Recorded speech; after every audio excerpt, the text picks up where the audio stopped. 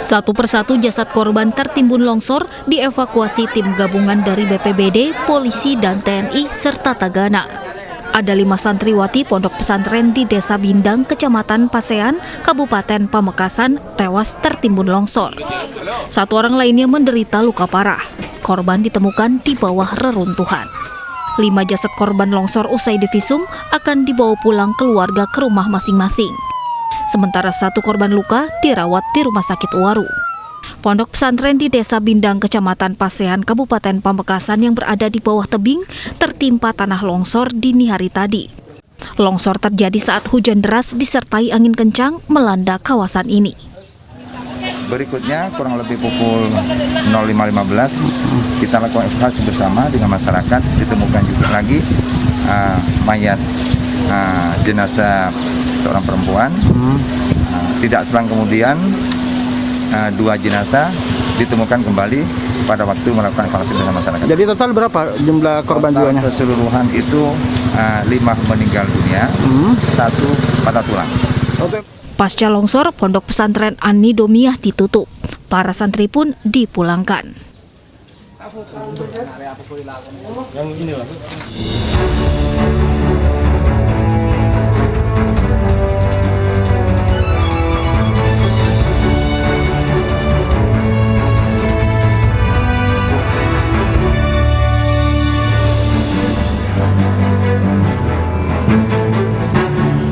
Selamat malam. Banjir dan longsor di sejumlah daerah akan mengisi iNewsroom malam ini. Nanti kami juga akan membincangkan penghentian kasus pidana penistaan agama terhadap tenaga kesehatan yang memandikan jenazah wanita. Saya Latif Sregar. Jalur Pantura Kaligawe Semarang, Jawa Tengah terendam banjir hampir 1 meter. Sejumlah truk yang nekat menembus genangan mogok di tengah banjir.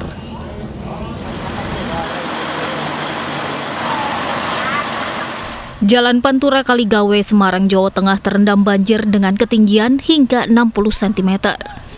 Bahkan sejumlah kendaraan besar seperti truk mogok terjebak di tengah banjir. Begitu juga dengan pengendara sepeda motor yang harus menuntun kendaraannya melewati banjir.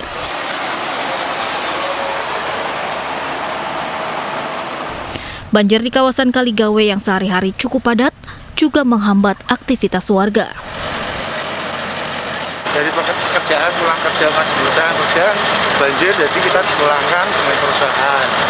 Nah, kita kalau nunggu surut kita tidak bisa sampai rumah, sedangkan perjalanan kita itu sangat jauh. Kita bisa menempuh sekitar 6 kilo. Juga banjir mulai dari Terbuli tadi sampai di sini. Mau mundur juga tidak bisa. Akhirnya ya majulah. Yang penting bisa sampai, mudah-mudahan selamat. Sebuah mobil dan mesin pompa air disiagakan di lokasi untuk membantu menguras banjir di kawasan Kaligawe, Semarang. Banjir tidak hanya mengganggu perjalanan di jalan raya, tetapi juga mengganggu perjalanan kereta api. Bagaimana situasi di Semarang, Jawa Tengah? Ada kontributor kami, Doni Mahendra, yang saat ini berada di Stasiun Tawang. Doni, selamat malam. Bagaimana ketinggian air di Stasiun Tawang malam hari ini? Terima kasih, Latif.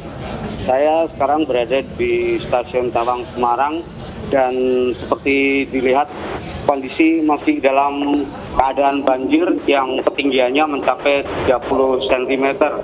Dan akibat dari banjir ini ada perjalanan 1 kereta yang dibatalkan. Namun untuk kereta jarak jauh ada beberapa juga yang terpaksa menggunakan kereta hidrolis untuk mendorongnya saat melewati genangan banjir di jalur rel di Stasiun Tawang ini. Demikian, Latif. Apakah ada kereta api yang bisa berhenti di Stasiun Tawang dan membuat aktivitas stasiun tetap hidup seperti biasa? Sampai siang tadi ada beberapa kereta api yang sudah mulai lewat. Tapi sebelumnya menggunakan kereta hidrolis, mereka dibantu untuk menarik kereta tersebut. Kemudian di stasiun berikutnya mereka berganti loco. Artinya gerbong-gerbong itu ditarik dengan kereta hidrolis sebelum melanjutkan perjalanan. Begitu Latif. Untuk mereka yang sudah terlanjur ingin menggunakan kereta, tapi karena kereta terhambat seperti ini, ada alternatif angkutan yang disediakan? Kalau untuk di stasiun Tawang ini, pihak KAI Daob 4 Semarang mengalihkan untuk pelayanan naik turun kereta di stasiun Poncol yang kira-kira letaknya sekitar 2 km dari stasiun Tawang ini, Latif. Apa yang dilakukan oleh PT KAI BPBD Jawa Tengah untuk mengatasi genangan di stasiun tersebut? Saat ini sampai sore tadi memang masih ada genangan di jalan akses masuk maupun di drop zone serta perkantoran, sehingga PT KAI menggunakan satu pompa yang cukup besar kapasitasnya untuk menguras banjir ini. Sepertinya pompa tersebut cukup efektif sehingga penurunan juga semakin cepat. Selain di stasiun, di mana lagi banjir yang masih menggenang di Kota Semarang?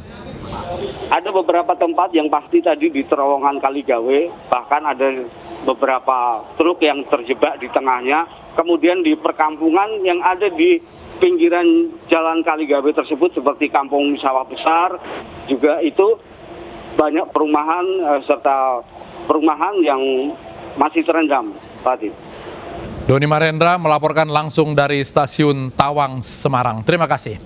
Kita ke Tangerang, banjir yang merendam perumahan Priuk Damai dengan ketinggian lebih dari 1 meter. Kawasan tersebut tergenang selama sepekan karena berada di daerah cekungan.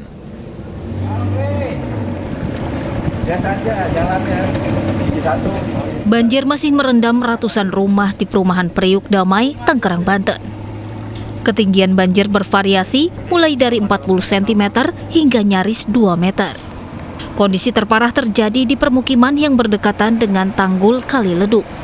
Mesin pompa penyedot air terus dioptimalkan, terutama untuk rumah korban banjir yang berada di dataran rendah. Di Priok Damai ini di hari kelima ini ketinggian air masih menggenangi rumah warga antara 40 sampai 180 cm. Karena posisi struktur tanahnya tidak sama dari di depan sampai ke belakang. Yang tadi sudah kita lihat di belakang masih hampir 180 cm lebih. Sementara itu, korban banjir terpaksa bertahan di pengungsian yang disediakan di Masjid Jami Al-Jihad. Para korban banjir mengaku belum berani masuk ke rumah lantaran banjir masih cukup tinggi. Korban banjir pun diharapkan tetap menjaga protokol kesehatan selama beraktivitas di tempat pengungsian. Sama dengan di Tangerang, banjir yang merendam permukiman warga di Kecamatan Pebayuran, Kabupaten Bekasi, Jawa Barat juga sudah memasuki hari kelima. Banjir ini disebabkan luapan tanggul Sungai Citarum. Tim gabungan terus berupaya mengevakuasi warga serta memberikan bantuan logistik menggunakan perahu karet. Derasnya arus membuat beberapa rumah hilang terbawa air. Sementara tanggul darurat dibuat menggunakan karung dan tanah untuk menahan luapan sungai. Presiden Joko Widodo menargetkan perbaikan tanggul Sungai Citarum akan selesai dalam 2 hari ke depan. Tanggul ini jebol pekan lalu usai hujan deras yang mengguyur lokasi tersebut.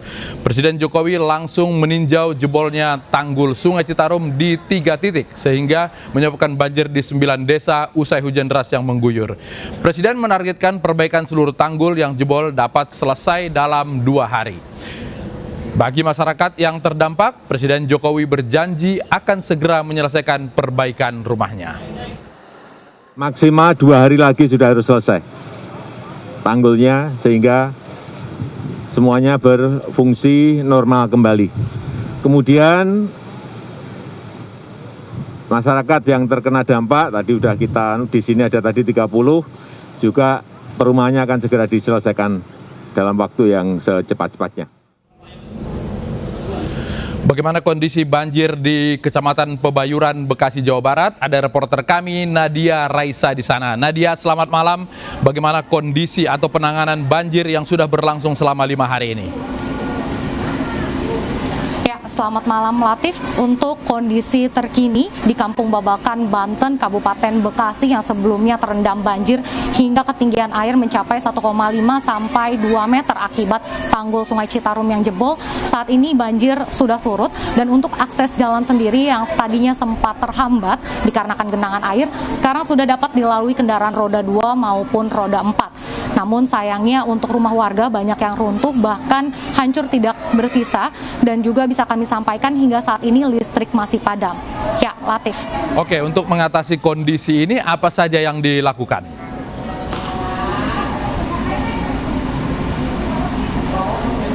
Ya, untuk mengatasi kondisi saat ini, tanggul darurat pun sudah dibuat. Tanggul darurat ini dibuat untuk menggantikan tanggul yang jebol sebelumnya, dan tanggul ini dibuat menggunakan karung yang ditumpuk dan berisikan tanah. Dalam pengerjaannya juga melibatkan sedikitnya 6 unit ekskavator, dan tadi dikarenakan hujan sempat turun, maka pengerjaan ini juga sempat tertunda, tetapi sekarang sudah mulai dikerjakan kembali. Dan selain itu, untuk warga yang rumahnya benar-benar hancur, mereka mengungsi ke beberapa tempat yang datarannya lebih tinggi terdekat di sekitar sini, yaitu ada yang ke masjid, ada yang ke sekolah-sekolah dasar terdekat, dan juga untuk warga yang rumahnya masih dapat terselamatkan, mereka memilih untuk membersihkan rumahnya dan juga barang-barang yang ada di dalamnya dari lumpur.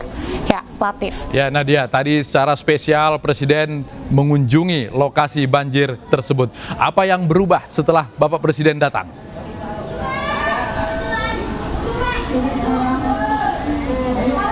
Ya, tadi memang benar pukul 14 waktu Indonesia Barat Presiden Joko Widodo bersama dengan Menteri Sosial Tri Risma Harini, lalu juga ada Menteri PUPR dan juga ada lagi yaitu Basuki Hadi Mulyono, dan juga bersama dengan Gubernur Jawa Barat Ridwan Kamil meninjau lokasi tanggul Sungai Citarum yang jebol ini. Dan mereka setelah melakukan peninjauan ke lokasi juga tentunya berdiskusi dengan jajarannya, dan setelah itu Presiden Joko Widodo pun menyampaikan bahwa tanggul darurat yang sedang dibuat untuk menggantikan tanggul yang jebol sebelumnya ini ditargetkan harus selesai maksimal 2 hari lagi. Selain itu juga Presiden Joko Widodo mengatakan bahwa untuk rumah-rumah yang benar-benar hancur akan segera diperbaiki sehingga warga dapat kembali menempati tempat tinggal mereka. Dan selain itu juga bisa kami sampaikan bahwa selain di titik ini, yaitu di Kampung Babakan, Banten, terdapat titik lain juga yang berdampak akibat tanggul Sungai Citarum yang jebol ini, yaitu ada di Kampung Garon Cangkring. Ya. Berbeda dengan kondisi di sini di mana banjir telah surut, di Kampung Garon Cangkring tersebut untuk kondisinya masih terendam banjir hingga ke atap rumah warga. Ya. Oleh karena itu untuk pendistribusian dari bantuan-bantuan logistik masih harus menggunakan perahu karet. Baik, oke. Ya, Nadia Raisa melaporkan langsung dari banjir di Pebayuran, Bekasi. Jaksa menghentikan kasus penistaan agama 4 tenaga medis laki-laki yang memandikan jenazah perempuan. Kami segera kembali.